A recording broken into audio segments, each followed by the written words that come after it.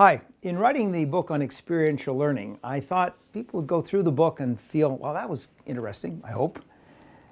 But how would I actually do it myself? So at the back, I've outlined 12 steps that you follow, or at least that I would follow, to create an experience. And I just shared the ones with you that I use in the thinking that you may want to go off and do it yourself. So let me just quickly walk you through the 12. There more detail is in the book, but I'll take you through each of them just to give you my insight behind each one. The first is to know the objective. When I create an experience, I always begin with what is it I am trying to teach. Experiential learning is not an experience with a hope that maybe you'll learn something. Experiential learning says, I know exactly what I want to teach and I will use an experience to teach it. So just to use an example on my way through, one of the first experiences I created was Gold of the Desert Kings. And that particular experience began with a desire to teach 2 or 3 specific things. But just for the sake of the video, let me just take one as an example, and that was the importance of planning. So I began by saying, when this is over, the objective is people need to learn the importance of planning. Now, they may learn it by practice, or they may learn it by realizing they're not very good at it, or I haven't quite figured that out yet, but whatever it is, the objective is the importance of planning. And I can't stress enough how important it is to start with what it is you want the experience to teach. Until you know that, it's just a fun activity. But once you know that everything has to link back to what it is that you want to teach, then you're already out of the gate with a great start. So that's step number 1. What's the objective? The second is to say, okay, well, what are the components of that? So now if I know I want to teach planning, what are the important components? And you can't have too many, because otherwise the experience will take all day. But it might be, for example, well, in my planning, I should use information well. I should be able to sort good information from poor information, and I should be able to then set priorities based on that good information. So I choose, if I'm going to teach planning, to choose those 3 kind of components that are going to make it up. And I think those components then drive to the experience. So again, for the sake of the video, if I were just to take one, and that is, if I'm going to teach planning, one of the components is going to be the need for information. Then I know that my experience has to, in some way, make information available. If I were going to choose the component of you need to make decisions, then my experience needs, in some way, to allow a lot of opportunity for decisions, poor ones or good ones, to be made. So you begin to see how, as the experience is created, it's being created around the things which you want to teach. So step number 3 is what kind of environment naturally lends itself to that behavior. So again, this is just personal preference, but if I'm going to teach planning, an environment of dealing with an ecosystem doesn't seem to me to fit. The ecosystem is what it is. So I might use that to teach something else, but somehow the environment of an ecosystem doesn't make sense to me.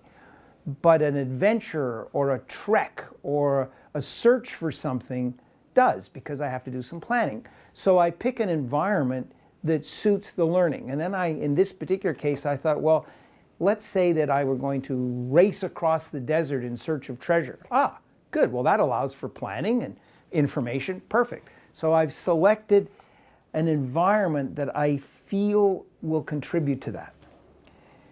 The next is the theme. Now, the theme is very important because I've got my environment, some kind of deserty environment or race environment or quest environment. But what is my theme going to be?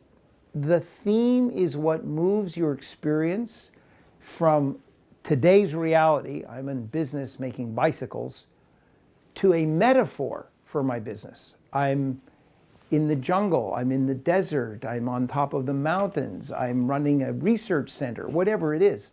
So I create a theme which I feel, as the designer, will support what I'm trying to achieve.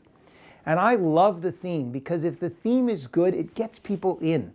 We have an experience that's set in the 1930s, in the era of Agatha Christie. It's just very cool. It's back in the 30s, and it's an old murder mystery at a huge estate, but the theme is compelling. It's fun. We have another theme that takes place in the Caribbean, where you're actually making very high-end material for racing yachts and sailing boats. And so it's just a cool idea, a cool theme. So you need to pick a theme that people can identify with, can engage with easily, regardless of kind of their background and their cultures and the kind of who they are as people, something that people can easily identify with so that everybody can participate in that. So in the Gold of the Desert Kings example, I picked a theme of a race across the environment being the desert, which I felt people could identify with. Step number 5 is give it a title. And it's interesting at Eagle's Flight, we often have discussions about titles. Title is the hook that everything hangs on. So the title is important because people do not refer to, well, I went through that experience where I crossed the desert, blah, blah, blah, blah, blah. They just say, I played Gold of the Desert Kings, or I played Promises, Promises, or I played Windjammer.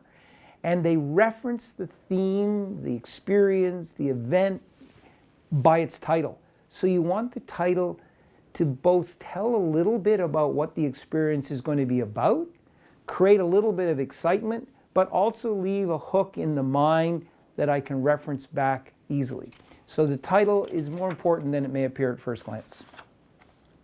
Step number 6 is then you bring an outline. So now I've got this idea laid out, I know what I'm trying to do. Now I try to create an outline that will bring it together. So is my desert adventure going to have steps or squares, or is it going to be fluid? But I need to lay out a bit of an outline. How is this actually going to work? How am I going to make it happen? Where am I going to insert the information? So in Gold of the Desert Kings, the outline said, you know what? I think planning is best done when you have the information up front. So I will make, in my experience, all the information available right at the beginning. So when they do the planning, they have access to the information. But people don't always use all the information that's available to them. So in my design, I will make the information availability optional because I think that's an important learning point when we talk about planning. There are other experiences that are not talking about planning where the information is readily available and not optional. So that's an example of how you create an outline that brings all your learnings together.